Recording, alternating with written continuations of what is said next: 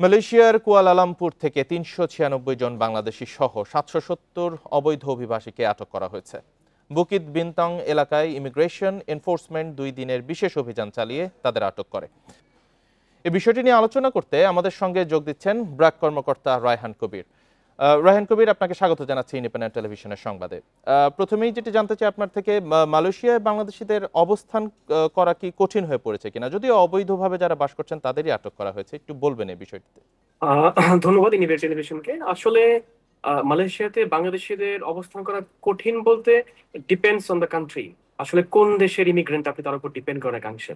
দেখুন, আমাদের দীর্ঘ সময় স্টাডি বলে কেন বাংলাদেশে আসলে অবৈধ হয়, কোন প্রক্রিয়া তাদেরকে নেওয়া হয় এবং তাদের হিউম্যান রাইটস থেকে কতটুকু খেয়াল রাখা হয় তার উপর ডিপেন্ড করে আসলে আমরা সেই দেশে কতটুকু অবস্থান করতে পারবো এবং আমাদের গ্রেপ্তার কিভাবে করা হবে কিভাবে করা হবে না। আপনি দেখেন, লাস্ট 2022 থেকে 2024 মে পর্যন্ত মালয়েশিয়াতে লাস্ট কলিং এ গিয়েছে প্রায় 5 লক্ষ বাংলাদেশি মানুষ। এর মধ্যে যখন গভর্নমেন্ট ফি ছিল 78,900 টাকা, সেখানে সিন্ডিকেটরা নিয়েছে পার পার্সন প্রতি 5 থেকে 6 লক্ষ টাকা। এখন এই যে বাড়তি টাকা দিয়ে কর্মীরা গেল, যাওয়ার পরবর্তী তার বেতন হবে এখানে 1500 রিঙ্গিত সর্বোচ্চ। সেই বেতনে সে কি পরিবারের কাছে পাঠাবে, না বাড়ির ঋণ শোধ করবে, না তার পরবর্তী তার ভিসাটা রিনিউ করতে পারবে? মালয়েশিয়াতে আমরা জিরো কস্টে মাইগ্রেশন ইমিগ্রেন্ট পাঠানোর কথা শুনেছিলাম, এখনো শুনছি, হয়তোবা কোনোটাই আদৌ বাস্তবায়িত হবে না, আগেও হয়নি। এখন আমার যে কর্মী 5 লক্ষ টাকাতে শ্রমিক হিসেবে গেল, তার তো প্রতি বছর ভিসা রিনিউ করতে প্রায় 2 লাখ টাকার মতো খরচ হচ্ছে। আবার তখন সে এই টাকাটা কোত্থেকে জোগাড় করবে? সে বাড়িতে টাকা পাঠাবে, বাংলাদেশে দিবে, না সে রিনিউ করবে ভিসা? এই ভিসা রিনিউ করতে না পারে এবং অতিরিক্ত কর্মী যাওয়া, চাহিদার চেয়ে বেশি কর্মী যাওয়ায়, দুর্নীতি হওয়াতে কিন্তু আমাদের কর্মীরা এখানে ওখানে জবলেস অবস্থায় থাকে। সেই মুহূর্তে তাদের তারা তাদের ভিসা রিনিউ করার সুযোগ তাদের হয় না।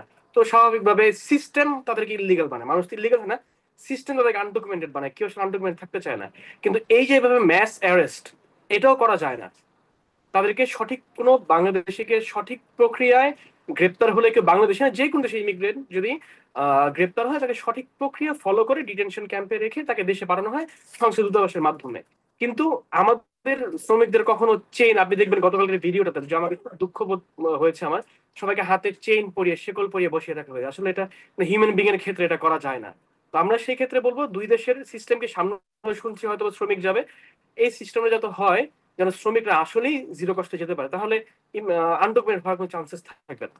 জি, রায়হান কবির, যেই সংকটগুলোর কথা বলছেন, কিন্তু এর ফলে এত বড় একটি শ্রমবাজার বন্ধ থাকলে বাংলাদেশের আসলে কতটা ক্ষতি হতে পারে? অবশ্যই শ্রমবাজার বন্ধ হওয়া বাংলাদেশের জন্য ক্ষতি। মালয়েশিয়া অনেক বড় একটা শ্রমবাজার বাংলাদেশিদের জন্য, এবং মালয়েশিয়ার জন্য ক্ষতিকর। আমাদের আমাদের বর্তমানে মালয়েশিয়াতে সবচেয়ে বেশি শ্রমিক আছে বাংলাদেশে। ওদের তাদের ইকোনমি, তাদের ডেভেলপমেন্ট সেক্টর সকল কিছু আমাদের সাথে নির্ভরশীল। তো অতএব শ্রমবাজার বন্ধ হওয়া দুই দেশের জন্যই ক্ষতিকর। শ্রমবাজার খোলা থাকুক, যাতে সেই দিকে স্বচ্ছতার দিকে নজর রাখা হয়, এটাই হলো আমাদের আবেদন বা ইচ্ছে। গতকালকেও 377 জন বাংলাদেশিকে অ্যারেস্ট করা হয়েছে, খুবই আনওয়ান্টেড।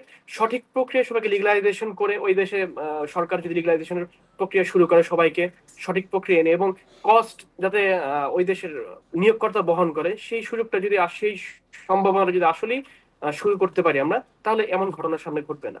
জি, আরেকটি বিষয় একটু জানতে চাই যে আসলে আমাদের নতুন শ্রমবাজার কি আসলে সেই অর্থে তৈরি হচ্ছে? যদি না হয়ে থাকে তাহলে নতুন শ্রমবাজার তৈরি না হওয়ার কারণ কি?